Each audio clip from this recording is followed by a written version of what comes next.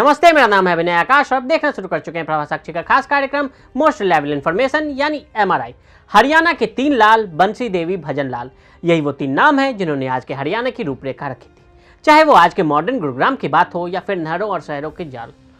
राज्य के गठन के बाद 3 दशक तक इन्हीं 3 परिवारों का दबदबा प्रदेश की राजनीति पर रहा है। इन्हीं 3 किरदारों में से एक तख्त बदल दो, ताज बदल दो, बेईमानों का राज बदल दो का दिया नारा एक दौर में भ्रष्टाचार के खिलाफ जनता की आवाज बन गया था। 1989 के लोकसभा चुनाव में कांग्रेस सबसे बड़ी पार्टी तो बनी, लेकिन बहुमत से बहुत दूर थी। राजीव गांधी की कांग्रेस को 198 सीटें मिली। इस चुनाव में बोफोर्स के मुद्दे पर बने स्ट्रेटेजिकल अलायंस को प्राप्त हुआ। जनता दल को मिली 142 सीटें, बीजेपी को 86 सीटें, वाम मोर्चे को 52 सीटें और बाकी के सीटों का जुगाड़ द्रुमक, तेलुगु देशम और असम गण परिषद जैसे दलों से हुआ।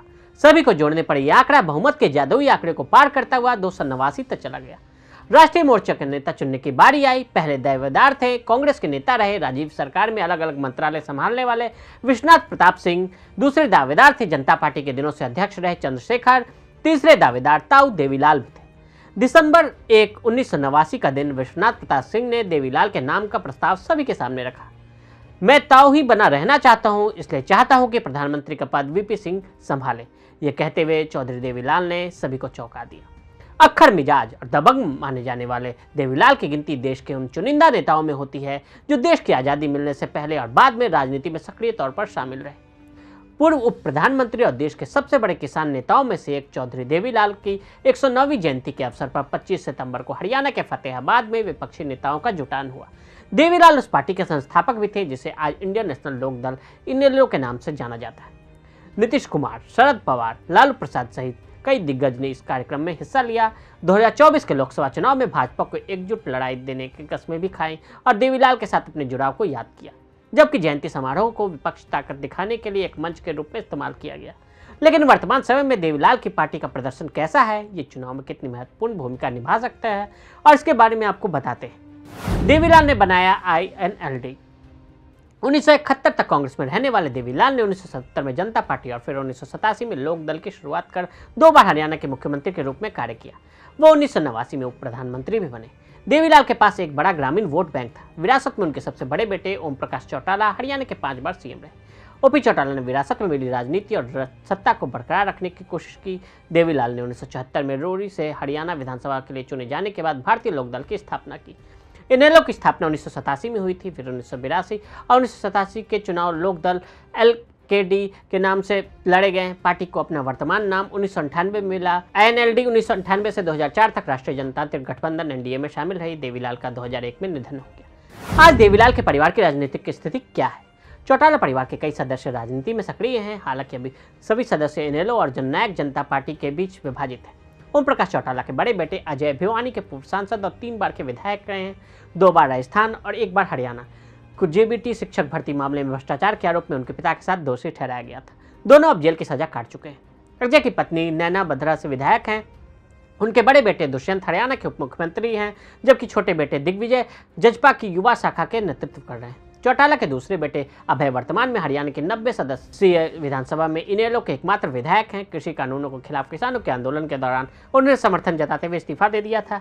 इसी कारण इलाहाबाद में उपचुनाव हुआ, जिसमें उन्हें फिर से निर्वाचित किया गया। अभय की पत्नी कांता ने 2016 में जिला परिषद का चुनाव लड़ा, लेकिन वो हार गई।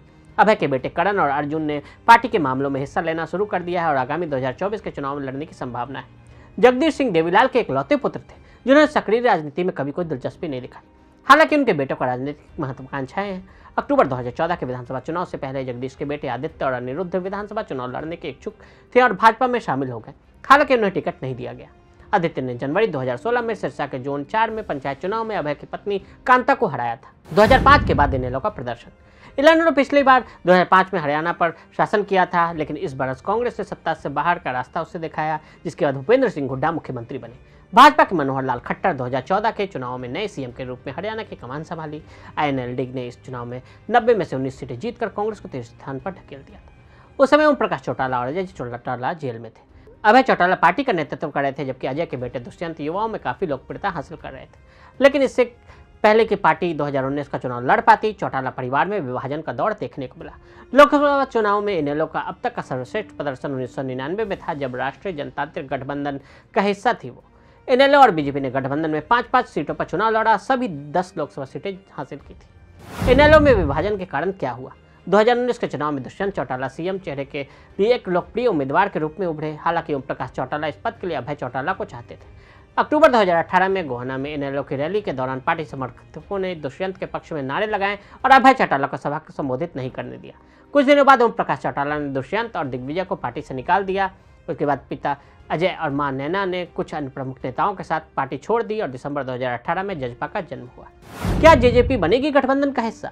वर्तमान में जेजेपी के पास 10 विधायक हैं और वो भाजपा के साथ गठबंधन सरकार का हिस्सा है। 25 सितंबर की रैली में ओम प्रकाश चौटाला ने दावा किया कि कुछ जो गुमराह किए गए और पार्टी छोड़ दी थी वे वापस आना चाहते हैं। हमें उनके प्रति कोई दुर्भावना नहीं है। इसे एक संकेत के रूप में पढ़ा जा रहा है कि वो अपने बेटे अजय, बहू नैना और पोते दुष्यंत और दिग्विजय अन्य को इनेलो में वापस लेने के लिए तैयार है। हालांकि अगला कदम जजपा का क्या होगा ये अभी तक साफ नहीं है। तो आज हमने आपको ताऊ देवीलाल के और इनेलो के राजनीतिक इतिहास और वर्तमान के बारे में बताया। आज के लिए दी इजाजत। ऐसी रिपोर्ट्स को देखने के लिए प्रभा साक्षी के साथ लगातार बने रहें। वीडियो को देखने के लिए फेसबुक और ट्विटर पर फॉलो करें, यूट्यूब पर प्रभा साक्षी को सब्सक्राइब करें।